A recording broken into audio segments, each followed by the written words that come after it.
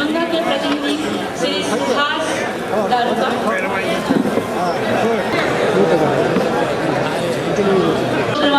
Shri Raj new market दुकानदार कल्याण समिति पटना से Shri Rajkumar, Pataliputra roller flour mill association Patna के अध्यक्ष Shri Ashwini Gupta, Patna electric traders association के अध्यक्ष श्री दिनेश अग्रवाल, खेतान सुपर संघ से श्री रमन केटिया, श्री अनंत अरोड़ा, मालडेट फर्नीचर्स प्रोडक्शन इंडस्ट्री एसोसिएशन से श्री रोहित जैन एवं श्री राजेश सुरेखा, श्री गणेश कुमार मेहता एवं अजय कुमार जी, होटल एसोसिएशन के श्री राकेश गांधी, सुशील कनोडिया, संजय कुमार गुप्ता को शक्ति प्रदान करेंगे।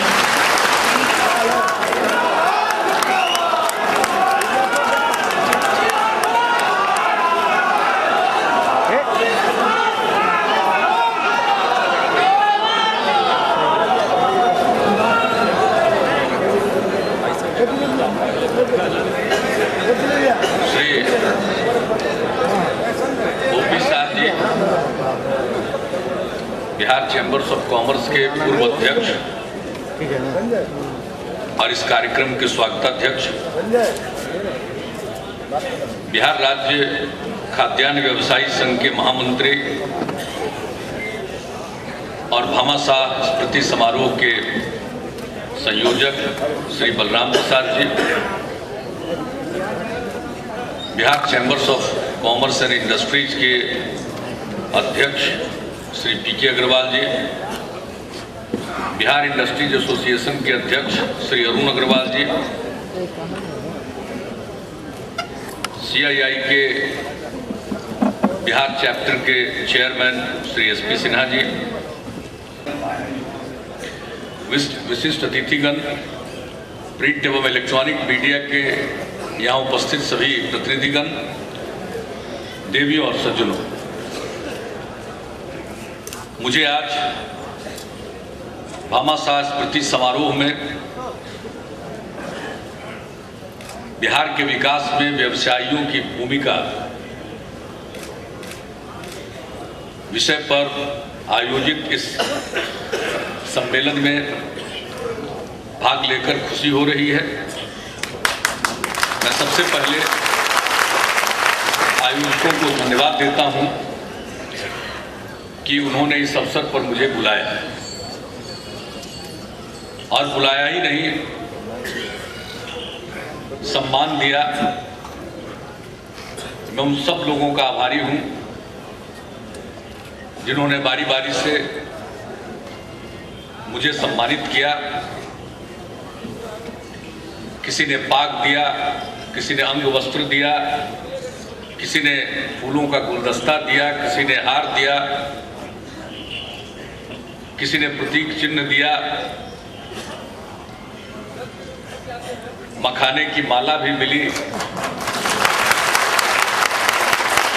पुतला की पेंटिंग भी मिली, भगवान की मूर्ति भी मिली। सब कुछ आपने यहाँ प्रदान किया, और सबसे बड़ी बात है जो आपने मुझे स्नेह दिया, इसके लिए मैं सबके प्रति आभार व्यक्त करता हूं। और मैं मानता हूं कि कोई मेरा व्यक्तिगत तौर पर सम्मान नहीं है, बल्कि बिहार में जो भी काम हो रहा है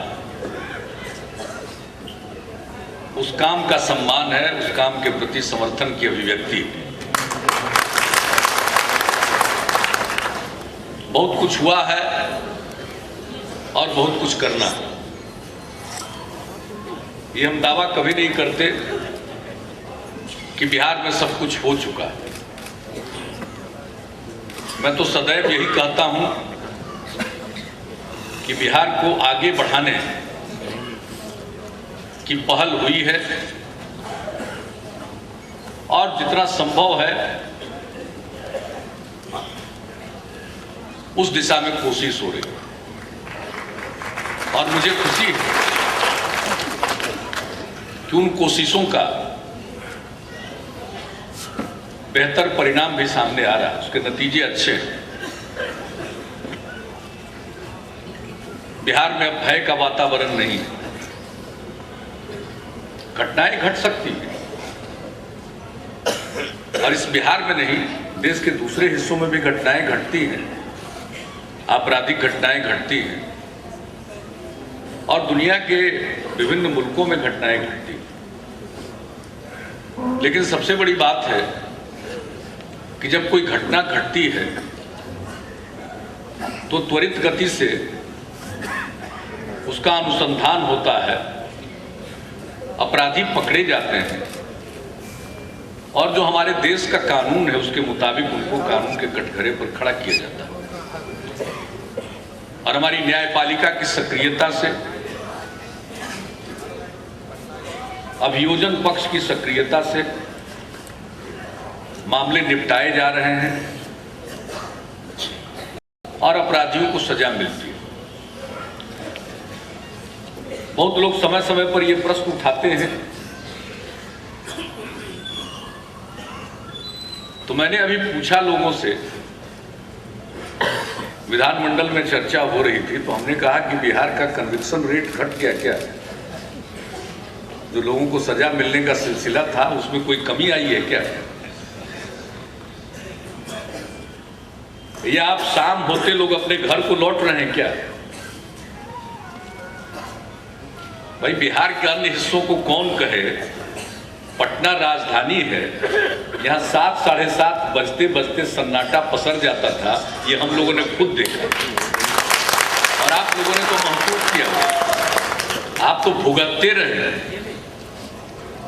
तो उसमें तो कोई परिवर्तन नहीं आया। देर शाम तक लोग अपनी गतिविधि कर रहे हैं, व्यापार हो रहा है, लोग जा रहे हैं। पहले जब पटना में कोई रेस्टोरेंट था, खोलता था, तो उसमें झारखंड के अलग होने के बाद, जब तक झारखंड बिहार का अंग था, तो लोगों को राजधानी में काम था तो उस इलाके से लोग चले आते थे, उनके चलते होटल भरते थे, रेस्टोरेंट में लोग जाते भी थे। लेकिन 2000 के बाद तो कई वर्षों तक यहाँ के रेस्टोरेंट में भीड़ नहीं, होटल खाली रहते थे। हमने रेल मंत्री रहते हुए जब जोन को क्रियाशील कर दिया और जोन को जरा बड़ा बना दिया, इस सेंट्रल रेलवे के जोन को, जिसमें धनबाद और मुगलसराय को भी ला दिया, जो कि पहले के प्रस्ताव में नहीं, तो फिर थोड़ा लोगों का आना सिलसिला यहाँ शुरू हुआ। लेकिन असल तो उसके बाद हुआ, जब यहाँ परिवर्तन हुआ तो अब तो होटल का ऑक्यूपेंसी देख लीजिए, जो बाहर से आते हैं वो कहते हैं होटल खुलवाइए। अब होटल सरकार का काम नहीं है खुलवाना, लेकिन ले दे करके हमारे एसपी सिन्हा बचे हुए, इनका मौर्या ही बचता।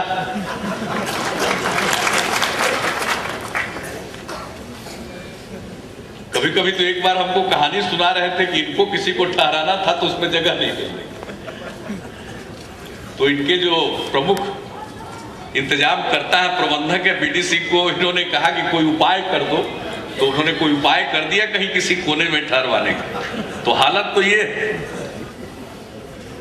और रेस्टोरेंट में देखिए तो भीड़ है, लोग कतारबद्ध रहते हैं शाम के बाद, अब परिवार के साथ लोग निकलते हैं, तो उसमें तो कोई परिवर्तन नहीं आया।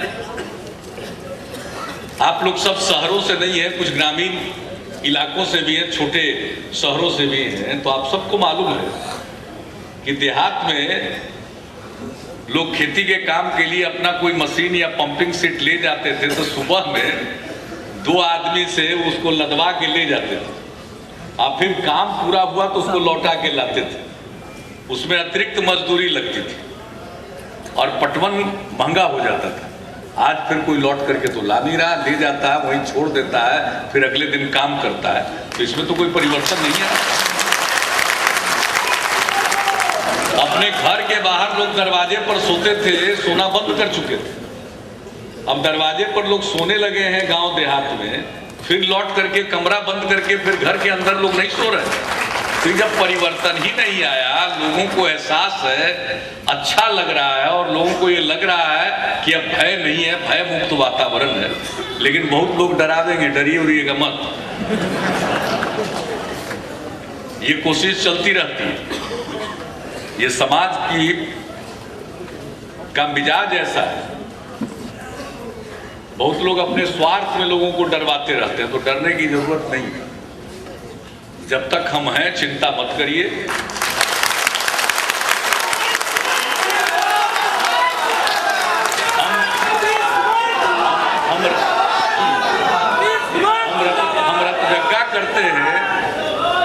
हल्का करते हैं इसलिए कि आप चैन से सो पाइए।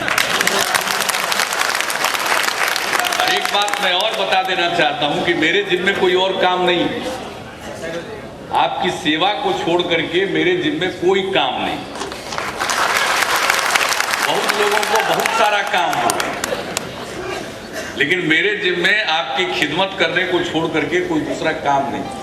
उसी में हम रात दिन लगे रहते हैं, उसी में मन लगाए रहते हैं। और बिहार के हर क्षेत्र में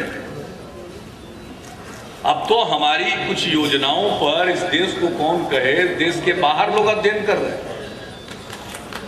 अब ये जब साइकिल योजना यहां लागू की तो किसी को पता था कि ये इतनी प्रभावी साबित हो जाएगी? और वो इतनी प्रभावी और उपयोगी साबित हुई है कि अब तो बाहर से लोग आ रहे हैं अध्ययन करने, और वो इस नतीजे पर पहुंच रहे हैं कि वो इतनी प्रभावी योजना है कि अगर बिहार में शिक्षा के प्रसार में और खास करके लड़कियों की शिक्षा के प्रसार में इतनी जबरदस्त भूमिका साइकिल योजना की हुई है कि दुनिया के जितने पिछड़े मुल्क हैं वहां ये योजना कारगर हो सकती है। अब इसकी तो सिफारिश हो रही है। डॉक्टर के यहाँ जाते हैं तो आपका देखते हैं, आला लगाते हैं और कुछ जांच कराते हैं, तब प्रिस्क्रिप्शन लिखते हैं और वो दवा आप खाते हैं, उससे आप ठीक होते हैं। तो यहाँ के इलाज के लिए जो हमने प्रिस्क्रिप्शन लिखा और जो प्रदान किया लोगों को, अब उतना उपयोगी हो गया है कि उसी प्रिस्क्रिप्शन के मुताबिक दवा दूसरी जगह देने की बात है। आज भी हम आ रहे हैं, यहाँ आने में थोड़ा सा विलंब हुआ है क्योंकि कार्यक्रम देर तक चला। वहाँ गंगा नदी पर अब तक के सबसे अधिक लागत के पुल का शिलान्यास करके हम आ रहे हैं। भगवानी घाट और सुल्तानगंज, अपार जन समुदाय, क्या प्रसन्नता है। पता नहीं लोग कहाँ रहते हैं, हमको मालूम नहीं। आजकल बहुत लोग हमको फिनिश किए हुए। हम जब लोगों के सामने जाते हैं तो वहां देखते कोई फर्क ही नहीं, लेकिन पटना में थोड़ा फिनिश किए रहते हैं, दिल्ली में तो संपूर्ण रूप से हमको राइट ऑफ कर दिया। जब हम लोगों के बीच में जाते हैं तो हम देखते हैं कि भाई कोई नहीं है। लोग इतना खुल करके बोल रहे हैं, भाग ले रहे हैं, तो अच्छा ही है। पटना और दिल्ली में बैठे हुए लोग जनता से बिल्कुल डिस्कनेक्ट रहे तो हमारे लिए कोई कठिनाई की बात नहीं। ज्यादा कनेक्ट होंगे तो कुछ बार हम पर और तेज कर देंगे। तो अब सड़क, पुल, अकेले पुल निर्माण निगम ने, जिसको बंद करने का फैसला हो गया, उस पुल निर्माण निगम ने 8 साल में 1200 पुलों का निर्माण किया, एक एजेंसी। और बिहार की सारी एजेंसी के द्वारा बनाए गए पुलों की संख्या आप देखेंगे तो 12,000 पुल का निर्माण हुआ है इसमें। 12,000 सड़कों का जाल बिछा तो 250 की आबादी तक के सारे बसावट को सड़क से जोड़े, उसकी योजना हमने शुरू कर दी। सड़क बनती थी, उखड़ जाती थी, उखड़ने के बाद उसके मरम्मत की योजना बनती थी। अब हमने रोड के मेंटेनेंस की, रख रखाव की नई नीति बनाई है कि हम सड़क का जो स्टैंडर्ड है उसको कायम रखेंगे। एक निश्चित स्तर पर सड़क को सदैव मेंटेन किया जाएगा और वैसा करने के लिए 5-5 साल का कॉन्ट्रैक्ट दिया जाएगा। और वो योजना हम लोगों ने लागू कर दी। यानी अब सड़क बनेगी तो सड़क ठीक ठाक सब दिन रहेगी, वरना आजकल होता था सड़क बन गई, उखड़ गया, तब फिर एस्टीमेट बन रहा, फिर एक सड़क बन रहा, तब तक 5 उखड़ गया तो फिर उसका एस्टीमेट बन रहा, इसी चक्र में घूमते रहते। अब है कि सारी सड़कें जो बनाएंगे, खास करके पथ निर्माण विभाग में हो गया और ग्रामीण कार्य विभाग की भी प्रमुख सड़कों के लिए हम ऐसा ही मेंटेनेंस पॉलिसी बना रहे हैं तो सड़क कायम रहे। अपने आप ब्रिज बन जाता था, देख रहे हैं ना हालत गांधी सेतु का। अब विक्रमशिला सेतु हाल में बना, क्या हालत है राजेंद्र सेतु, कितना बुरा हाल है। उसका एक बड़ा कारण है कि बिहार में कभी पुलों के रख रखाव की कोई नीति नहीं थी। हम तो रेलवे में रहे, वहां पर ब्रिज के मेंटेनेंस के लिए अलग काम करता रहता है इंजीनियरिंग डिपार्टमेंट। अलग समूह गठित है, अलग संभाग है उसमें। हमने एक बार पूछा रेल मंत्री रहते हुए कि भाई इस ब्रिज की आयु कितनी है, कितने साल तक ये ब्रिज चलेगा, तो हमको बताया, कहा कि ब्रिज की कोई आयु नहीं होती, हम लोग उसको निरंतर मेंटेन करते रहते हैं। और फिर हमारा यकीन तब हुआ कि मुंबई के पास एक पुल थोड़ा क्षतिग्रस्त हुआ था, उससे एक दुर्घटना हो गई। उसके बाद ये तय हुआ कि इस पुल को तोड़ करके नया पुल बनाया जाए। अब उस पुल को लगे तोड़ने कई दिन लगा, ब्लास्ट पर ब्लास्ट, तो पुले नहीं टूटे। तो मेंटेन करने पर पुल सही सलामत रहता है, लेकिन यहां उसकी कोई नीति नहीं। हम लोगों ने उसकी नीति बनाई है कि अब वो मेंटेन होगा, ये हाल कभी नहीं होगा। तो इसलिए हम लोग कई पुलों पर भी काम कर रहे हैं। बिजली को लेकर के लोगों की चिंता बड़ी रहती थी, जो मिले वो कहीं कह रहे पुल रोड रूट का तो ठीक है, लेकिन बिजली का तो हम बहुत सुनते रहते थे। बिजली एक ऐसा काम है कि जिसमें वक्त लगता है। लगे हुए थे, एक एक चीज के लिए कितना लड़ना पड़ता है। बताइए, बरौनी पुराना ताप बिजली घर, उसका हम लोग मॉडर्नाइजेशन करने के लिए स्कीम स्वीकृत कर दिए, और उसके बाद हम लोगों ने सोचा कि यहाँ पर और विस्तार कर दें इसका, 250 मेगावाट की 2 इकाई लगा। तो जो पुराना ताप बिजली घर है उसका विस्तार करने के लिए जो कोयला चाहिए उस ताप बिजली घर को चलाने के लिए, उसके कोल लिंकेज के लिए वर्षों पापड़ बेलना पड़ा। प्रधानमंत्री जी ने दे दिया आश्वासन कि हो जाएगा, तब भी 2-2.5 साल तक लटका रहा। तो एक एक काम के लिए कितना परिश्रम करना पड़ा है और कितनी मेहनत करनी पड़ी है। इसलिए लोग बोलते थे, हम कहते थे कि नहीं होगा। तो पहले तो हम लोग नहीं थे तो 600-700 मेगावाट से ज्यादा खर्चा ही नहीं होता था बिहार में। तो वैसे लोग भी बयान देते थे कि बिजली की स्थिति बड़ी खराब है, तो मुझको बड़ी हंसी आती थी। एक बार हम एमपी थे उस समय, तो हमने एक दिन अखबार में देखा, पटना में थे, आए हुए पटना में ही थे, क्षेत्र घूमते रहते थे, दिल्ली का काम करते थे। तो एक दिन हमने अखबार में उन दिनों देखा था कि छपा कि किसानों को मुफ्त बिजली दी जाएगी। तो सुबह का समय था, अखबार में पढ़े तो मुझको हंसी छूट गई। तो हमको चाय देने वाला मेरा सेवक था, उसको आश्चर्य हुआ कि इनको क्या हो गया, अकेले में हंस रहे। तो हमने देखा कि भाई लिखा है कि बिजली मुफ्त मिलेगी, बिजली है ही नहीं, बिजली का तार गया ही नहीं है, अब बिजली मुफ्त मिलेगी। तो भाई इस तरह का धंधा हम नहीं करते रहे, पिछले 8 वर्ष में एक बार भी नहीं किया ऐसा झांसा धोखा। तो 600-700 मेगावाट की तो खपत ही होती थी, सुधारते सुधारते 10-1200 मेगावाट पर थे पिछले वर्ष। और छठ के समय से 2300 मेगावाट शुरू हुआ। हमने 15 अगस्त को स्वतंत्रता दिवस के अवसर पर गांधी मैदान में झंडा फहराने के बाद कह दिया 2012 में ही 15 अगस्त को कि बिजली की स्थिति सुधारने में लगे हैं, और अगर बिजली की स्थिति नहीं सुधार पाए तो 2015 में वोट मांगने नहीं जाएंगे। हमको लगे थे। तो पिछले वर्ष जब छठ के समय से जो बिजली का सुधार हुआ है कि अब तक सुधार हो रहा है। अभी नवीन जायसवाल जी बैठे हुए हैं, मधुबनी के कुछ लोग आए तो उन्होंने कहा कि भाई 24 घंटा बिजली दे रहे हैं, 1-8 घंटा तो काट दीजिए, सारा बल्ब फ्यूज कर जा रहा है। भाई सच है, कई जगह के लोगों को कठिनाई हो रही है कि भाई 24 घंटा बिजली है, पता नहीं कंपनी वाले कैसा बल्ब यहाँ बेचते हैं। तो अब बिजली की स्थिति सुधरने लगी। जहां नेटवर्क है बिजली का वहां तक तो पहुंचा दिया 16 से 24 घंटा। अब जहां नेटवर्क नहीं है उसके लिए भी कल ही संपूर्ण स्कीम पर काम शुरू हो गया। कल, बीते कल 22 तारीख 11 जिलों में ग्रामीण विद्युतीकरण का काम शुरू था। 27 जिला बचा हुआ था। उस 27 जिले में विद्युतीकरण का काम पूरा शुरू हो गया। एक टोला गांव बसावट नहीं पहुंचेगा। और वो 2-2.5 साल में उनको काम पूरा करना है, इसलिए हम बोलते हैं कि 3 साल में सब जगह बिजली का तार पहुंचेगा। जैसे जैसे वो पहुंचता जाएगा वैसे वैसे बिजली की उपलब्धता भी बढ़ती जाएगी और सबको बिजली मिलेगी। तो बिजली भी पहुंचा दे, सड़क, पुल, पुलिया, बिजली सब हो गया, तब चाहिए क्या?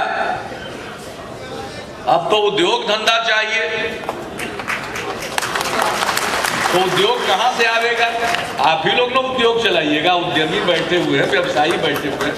हम सब दिन प्रोत्साहित करते हैं कि बाहर का कोई नहीं आएगा, आप ही लोगों को करना। अब पहले पैसा था, ऐसा नहीं है कि आप लोगों को पैसा नहीं था। पहले पैसा था, उसको छिपाए रखते थे। और अगर कहीं इन्वेस्ट भी करना है तो दिल्ली और उसके इर्द गिर्द या जहां नाते रिश्तेदार हैं वहां कर देते थे। यहाँ तक डरते थे लोग। सवेरे टहलने की जिन व्यवसायी और उद्यमियों की आदत थी, वो गाड़ी रखे रहते थे मारुति 800, और उसमें भी 2-4 जगह धक्का मार के रखते थे कि भाई इसको भी ना कोई उठा ले, अगर नया दिखेगा तो इसको भी उठा के ले जाए। याद है ना वो दिन की? भुला गए? आज तो कोई गाड़ी चढ़ने का मन होता है तो चढ़ते हैं। अब यही पटना शहर है, देख लीजिए, कोई ब्रांड है जो इस देश में आया और पटना में नहीं आ गया, और दरभंगा में नहीं पहुंच गया, और मुजफ्फरपुर में नहीं पहुंच गया। अब तो भाई शोरूम खुल रहा है कहां कहां। लोग कहते हैं काम ही नहीं हुआ, लेकिन लोग शोरूम खोल रहे हैं औरंगाबाद तक। कहां नहीं अब शोरूम खुल रहा। हम तो जब जाते हैं, हमारी तो आदत है, विभिन्न प्रकार की यात्राओं में रहते हैं, तो जहां गए जिला में रह गए, 2 दिन 3 दिन रह जाते हैं। तो अभी हम गए हुए थे किसी शहर में, बिहार में हम गए थे गया। हमने देखा गया में इतना परिवर्तन हो गया, किस तरह के व्यावसायिक प्रतिष्ठान है। तब आप लोग अपना पैसा निकालने लगे हैं, कुछ व्यवसाय बढ़ाने लगे, इसके लिए धन्यवाद के पात्र। लेकिन अभी भी कुछ न कुछ मन हुकुर हुकुर करता है। हम कह रहे हैं कि अब मन से सब चीज निकाल दीजिए, और हम लड़ रहे हैं विशेष राज्य के दर्जा के लिए आप सबके सहयोग से। क्यों चाहिए विशेष राज्य का दर्जा? भाई विशेष राज्य का दर्जा हम लोगों को इसलिए चाहिए कि विशेष राज्य के दर्जा मिलने से सबसे बड़ा फायदा जो होगा वो ये होगा कि कोई पूंजी का निवेश करेगा तो उसको टैक्स में छूट मिलेगी। राज्य के टैक्स में छूट का तो हमने प्रोत्साहन नीति बना लिया, लेकिन केंद्र सरकार के टैक्स की छूट तो तभी मिलेगी जब विशेष राज्य का दर्जा मिलेगा। और जब टैक्स की छूट मिलेगी तो आप लोग और प्रोत्साहित होइएगा, और आपसे जानकारी लेकर के बाहर के लोग भी प्रोत्साहित होंगे। फिर यहाँ उद्योग का जाल बिछेगा, यही लाखों नौजवानों को, नवयुवतियों को काम मिलेगा। जो आज बाहर जाना पड़ता है, यही काम मिलेगा। बाहर जाने में कोई गलती नहीं है, बाहर जाना ही चाहिए। देश एक है, जिसको जहां जाने का मन है, बसने का मन है, वहां जाए, ये उसका मौलिक अधिकार है। लेकिन अगर घर में काम मिल जाता है तो लोग खुश होते। हम गए एक बार औरंगाबाद, साइकिल फैक्ट्री लगी, उसमें उसका उद्घाटन करने के लिए उस उद्यमी ने बुलाया। बताया कि सारे लोग ये लुधियाना में काम करते थे, यहाँ खुलने की बात हुई तो इस इलाके के सब लोग आ गए। फिर हीरा तराशने की यूनिट लगी है पटना में। अब जब हीरा तराशने की इकाई लग गई, सबसे बेशकीमती चीज तो वही ना है, और हीरा तराशने की यूनिट लगी तो जो लोग बाहर काम करते थे उनको हुआ कि अगर बिहार में अब शुरू हो गया तो बिहार आने लगे। उनको ज्यादा अच्छा लगा कि हमको बिहार में ही काम मिल जाएगा। तो अगर विशेष राज्य का दर्जा मिलेगा तो पूंजी लगाने पर टैक्स में छूट मिलेगी। टैक्स में छूट मिलेगी तो लोग प्रोत्साहित होंगे। और भी उसके फायदे हैं जो हमने हर एक जनसभाओं में गिनाया है, उसका जिक्र करके हम आपका वक्त नहीं लेना चाहते हैं। और साहब, इसके लिए इतनी लंबी लड़ाई हो गई, 1 करोड़ 18 लाख लोगों ने दस्तखत करके प्रधानमंत्री जी को भेजा। पटना के गांधी मैदान में 4 नवंबर 2012 को विशाल अधिकार रैली हुई। फिर 17 मार्च 2013 को दिल्ली के रामलीला मैदान में, रामलीला मैदान तो छोटा पड़ गया, रामलीला मैदान में जितने लोग आते हैं उससे 4 गुने लोग 2 किलोमीटर तक, ITO तक लोग ही लोग भरे हुए थे वहां। और लोगों ने कहा कि भाई रामलीला मैदान और उसके आसपास इतनी बड़ी संख्या में आज तक दिल्ली में लोग नहीं जुटे थे। बिहारियों ने अपनी ताकत दिखलाई, केंद्र हरकत में आया। हमारी मांग थी कमेटी बनाइए, कमेटी बनी, बिहार से भी एक प्रतिनिधि लिए गए, उनकी रिपोर्ट भी आ गई। हम पूरे तौर पर उनकी रिपोर्ट से संतुष्ट नहीं है, क्योंकि पिछड़ेपन का आधार बनाने में उन्होंने प्रति व्यक्ति आय को नहीं गिना। हमने कहा प्रति व्यक्ति आय गिनिए, उसमें बिहार सबसे पीछे आ जाता है। लेकिन खैर उन्होंने जो कुछ भी किया उसके बाद भी गुंजाइश थी। हमने फिर पत्र लिखा, वित्त मंत्री जी ने कहा कि आपका पत्र बहुत ठीक है, इस पर आगे की कार्रवाई होगी, सब आश्वासन दिया। पटना में आए प्रेस कॉन्फ्रेंस में, हवाई अड्डे पर यहाँ के पत्रकार मित्रों ने पूछा था, उन्होंने साफ तौर पर कहा था कमेटी बनने के पहले, अपने बजट भाषण में कहा था, आर्थिक सर्वेक्षण जो गत वर्ष का था उसमें साफ जिक्र था, मापदंड बदलेंगे और पिछड़ेपन को मापने की जो कसौटी है उसमें परिवर्तन होना चाहिए। वो अपने समय में ठीक था, अब नए वक्त की जरूरत के मुताबिक उसमें बदलाव लाना होगा। ये सारी बात हो गई। उस कमेटी की रिपोर्ट में पूरी गुंजाइश थी, काम आगे भी बढ़ा, लेकिन अचानक रुक गया। 26 नवंबर को वित्त सचिव की अध्यक्षता में एक बैठक होनी थी, वो बैठक टाल दी गई। हमको लगा कि दाल में कुछ काला है, पता किया तो मालूम पड़ा कि राजनीतिक कारणों से उसको ठंडे बस्ते में डाल दिया गया। बिहार के लोग इतने दिनों से लड़ रहे हैं, और हम अकेले बिहार की बात नहीं करते हैं। बिहार और बिहार जैसे जितने पिछड़े राज्य हैं, सबको इस तरह की सहूलियत मिलनी चाहिए। हम कहाँ कहते हैं कि सिर्फ हम ही को दीजिए, एक मापदंड के आधार पर जो उस कसौटी पर खरा उतरता सबको दीजिए। बात आगे बढ़ गई, फिर उसको रोक दिया गया और आंध्र प्रदेश बंटता है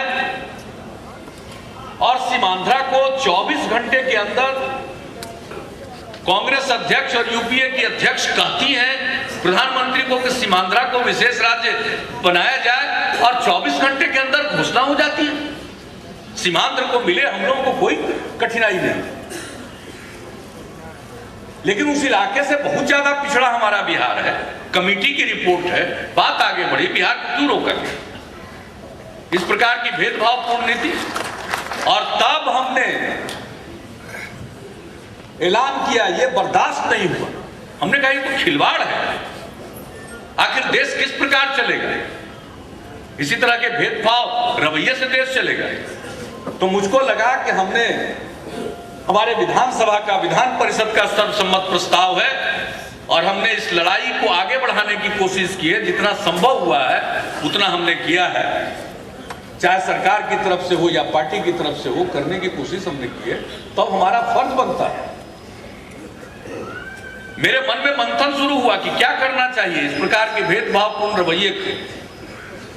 रात में हमने मंथन किया और मेरे मन में ये बात आई कि नहीं, अब इसका विरोध होना चाहिए, और ऐसा विरोध होना चाहिए जो सब दिन के लिए देश के लोगों के मन में ये बात दर्ज हो जाए। और उसके बाद हमने कहा, 1 मार्च पहले कहा, लेकिन बाद में मुझको पता चला कि उस दिन परीक्षाएं हैं 1 मार्च को, इसलिए हमने कहा किसी को कठिनाई नहीं होनी चाहिए, तो हमने 2 मार्च का ऐलान कर दिया। ये 2 मार्च को आम हड़ताल रखने की हमने अपील की। ये किसी से बंद नहीं कराना है, ये स्वतः बंद होगा। हम अपना काम रोके उस दिन, विरोध में हम काम नहीं करेंगे, 1 दिन का हड़ताल करेंगे।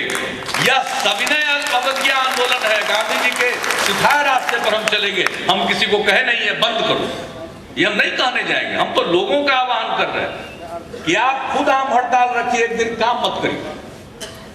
और उसके बाद हम कई कार्यक्रमों की घोषणा करेंगे। और एक कार्यक्रम तो हम आपको बताना चाहते हैं कि भाई हमको अपनी आवाज दिल्ली तक पहुंचानी है, तो 2 मार्च को तो कोई काम हम लोग नहीं करेंगे, नंबर 1। और 1 मार्च की शाम में हम समय बताएंगे, ऐलान करेंगे और परामर्श करके, लेकिन 6 बजे 7 बजे के करीब ही वो होगा। हम पूरे बिहार वासियों से अपील करेंगे कि हर घर से लोग निकल करके और थाली बजावे, घंटी की तरफ थाली बजावे और एक एक गांव, एक एक शहर, एक एक मोहल्ले से जो थाली बजाने की एक साथ आवाज आएगी, वो दिल्ली तक पहुंच जाएगी और उनको समझ में आ जाएगा कि बिहार के लोग अब मानने वाले नहीं, हम सत्याग्रह कर रहे हैं।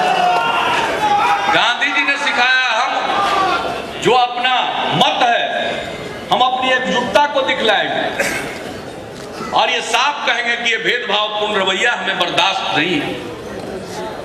तो शाम में 6 बजे, ऐसा मत समझिए क्या कि आजकल चीनी मिट्टी का बर्तन है, सबके घर में स्टील का भी बर्तन रखा, घर में छोलनी उल्ली रहता ही है, सब कोई को थमा दीजिए, वो खूब बजावेगा। 5 मिनट अगर बजेगा पूरे बिहार में तो इसका असर समझते हैं। सबकी एकजुटता प्रकट हो जाएगी और एक तरह की आवाज निकलेगी, वो मिल करके दूर तलक जाएगी और दिल्ली में बैठे हुए लोगों की नींद हराम होगी। चाहे बैठे हो या बैठने का सपना देखते होंगे, सबको बिहार की ताकत का एहसास हो जाएगा और कोई उपेक्षा नहीं कर सकेगा। इसलिए इस प्रकार का कार्यक्रम, बाकी किसका क्या कार्यक्रम, उससे हमारा कोई लेना देना नहीं। हम कोई जोर जबरदस्ती नहीं करेंगे, हम तो बस अपना काम बंद करेंगे, सबसे अपील करेंगे और वही हो गया बंद। घर घर बंद, पूरा बिहार बंद और देश भर के लोग देंगे। ये अद्भुत प्रयोग होने जा रहा है, ये आम बंद की तरह नहीं है, इसलिए इसमें एक एक आदमी की भागीदारी जरूरी है। हर आदमी भागीदार बने, जितने व्यवसायी हैं सब भागीदार बने। रविवार का दिन है, दुकान बंद रहता है, बहुत लोग कहेगा एतवार को तो बंद ही रहता है, तो हमके किसी को जबरदस्ती बंद कराना है क्या है? दुकान बंद करो, जुलूस निकल रहा है, उसकी कोई जरूरत नहीं। हम तो सबका प्रभात फेरी निकलवाएंगे, बच्चों का। भाई ऐसा कार्यक्रम जिससे हर आदमी की भागीदारी हो जाए और ये प्रकट हो जाए कि हम इस मुद्दे पर एकजुट हैं। बच्चों की प्रभात फेरी निकलेगी, 2 तारीख को आप लोग अपने अपने मोहल्ले में निकलिए, नारा लगाइए, 1 तारीख के रात में थरिया बजाइए। तो इस सब के कार्यक्रम की अपनी ताकत है, अहमियत है। उस दिन काम बंद करने का, ये काम कीजिएगा कि नहीं कीजिएगा, है बड़ा सम्मान।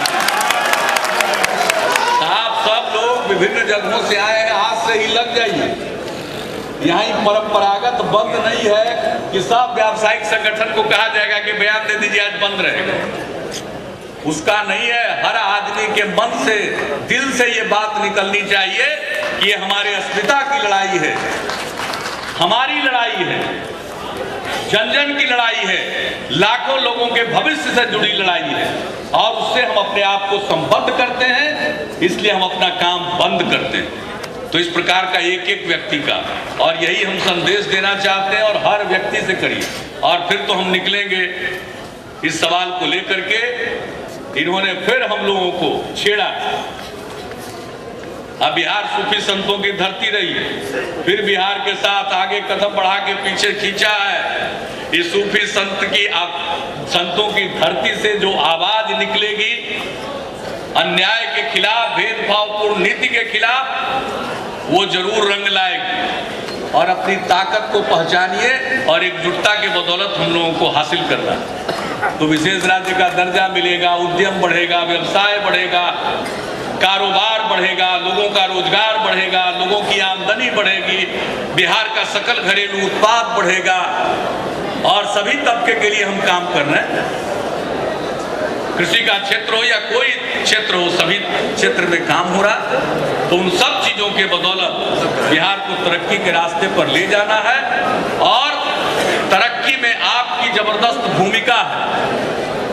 उद्यमियों की, व्यवसायियों की बहुत बड़ी भूमिका हम लोगों ने अपनी तरफ से बहुत कोशिश की है और वो सारे काम उद्यमी पंचायत होते हैं, हम सबकी समस्या को सुन रहे हैं। लेकिन फिर भी जितनी बातें आती है, कुछ बातें आई है हमारे सामने कि बिहार मूल्य वर्धित कर अधिनियम 2005 के तहत मालों के परिवहन के क्रम में इलेक्ट्रॉनिक रीति से निर्गमित होने वाले प्रपत्रों में कतिपय त्रुटियों पर की जाने वाली 3 गुनी पेनाल्टी को अलग अलग त्रुटियों हेतु कोटिवार बांटते हुए ये पेनाल्टी के दर को वर्गीकृत करने के संबंध में आपकी चिंता बनी रही। तो हमने, ये आप सबको मालूम है, ये एक एक्ट है, इस एक्ट में संशोधन करना पड़ेगा। और मैंने विभाग को कहा है कि इस कानून में जो आप चाहते हैं उसके अनुरूप संशोधन लाने के लिए प्रस्ताव तैयार करें ताकि उस पर आगे की कार्रवाई हो सके। वेट्स एंड मेजरमेंट का भी ये सत्यापन का काम जो बराबर होता रहता है साल भर में और कई चीजों में, तो ये जो भारत सरकार द्वारा निर्मित विधिक माप विज्ञान सामान्य नियमावली के अंतर्गत वो समय दिया हुआ है, हमने उसकी समीक्षा की है। हम बिहार सरकार से अनुशंसा करेंगे कि इसके सत्यापन का की जो अवधि है, इसके बारे में बहुत सारी विसंगतियां हैं।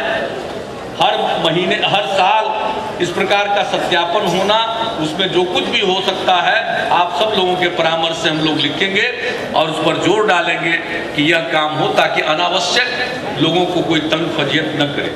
और इस प्रकार से अनेक चीज़ों, तो ये सब चीज़ें प्रतिदिन बहुत सारा काम हम लोगों ने इस बार किया और कुछ होगा। आज तो उसके लिए बैठक है नहीं, बैठक तो इसलिए है कि पूरी सरकार आपके साथ है और आपसे भी हम लोगों की अपेक्षा है, हम मिलकर के नया बिहार बनाएंगे। तो आपकी जो भूमिका है व्यवसाय जगत की, उद्योग जगत की, उद्यमियों की, व्यवसायियों की, तो इसको, इसके मद्देनजर एक हमारा बहुत पहले से संकल्प था कि बिहार में उद्यमी एवं व्यवसायी आयोग का गठन किया जाएगा। तो मुझे बताते हुए खुशी हो रही है कि इस विषय पर अति शीघ्र, आज हम कह रहे हैं इस विषय पर उसके गठन का निर्णय अति शीघ्र ले लिया जाएगा, ताकि एक ऐसा फोरम होगा। हम जो उद्यमी पंचायत लगाते हैं, उस उद्यमी पंचायत लगाते हैं, हम तो समस्या सुनते हैं, अधिकारी भी सुनेंगे, लेकिन एक ऐसा आयोग होगा जो उद्यम और व्यवसाय से जुड़ी हुई समस्याओं पर समय समय पर लोगों की बात के मद्देनजर सरकार को परामर्श देगा, सरकार को अपनी सिफारिश देगा, ताकि सरकार को निर्णय लेने में सहूलियत हो। ये आपके हित के लिए और आपके सहयोग से चलने वाला आयोग होगा। तो इसके बारे में, इसको गठित करने का निर्णय बहुत जल्दी लिया जाएगा।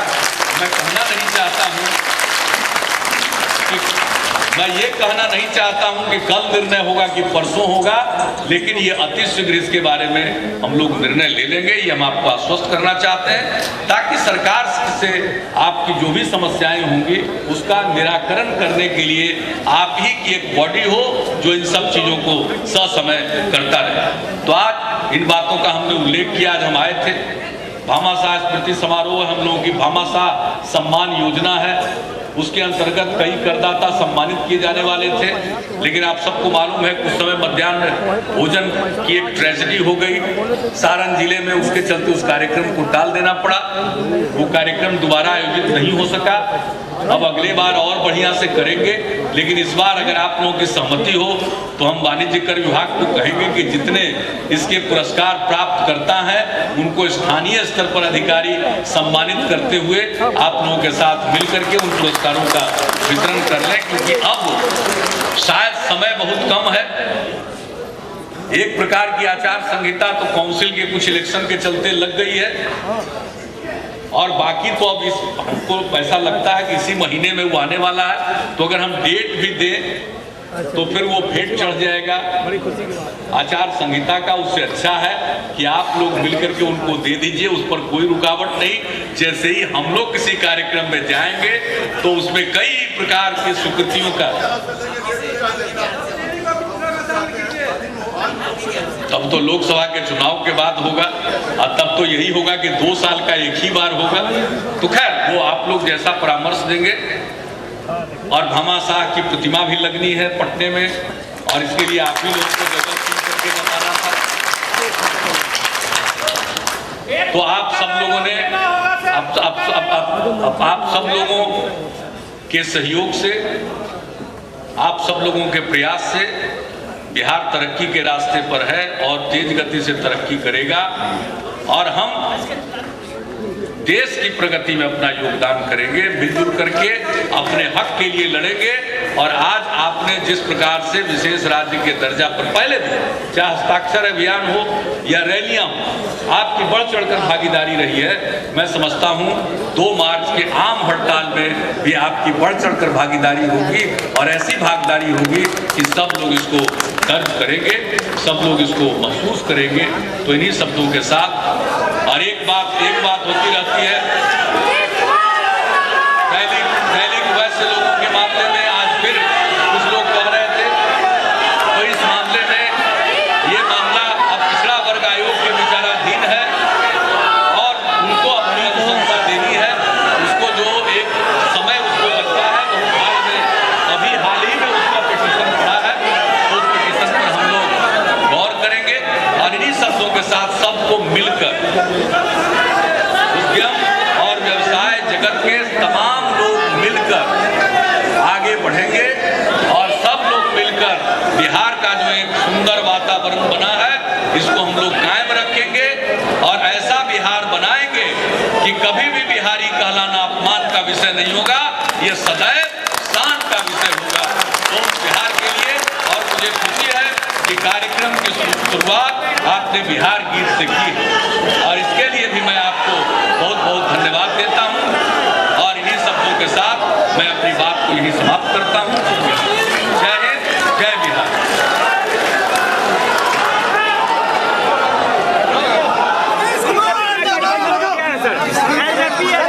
एलजेपी बीजेपी का गठबंधन हो गया है सर।